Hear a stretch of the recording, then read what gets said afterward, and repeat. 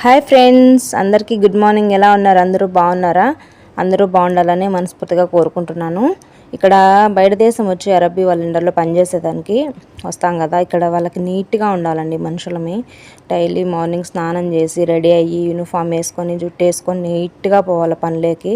First మనం చేయాల్సిన పని అయితే అదేను. మనం నీట్గా ఉంటేనే వాళ్ళకి నచ్చుతాము. నీట్గా రెడీ అయిపోయి పర్ఫ్యూమ్ని కొట్టుకొని పోవాలా.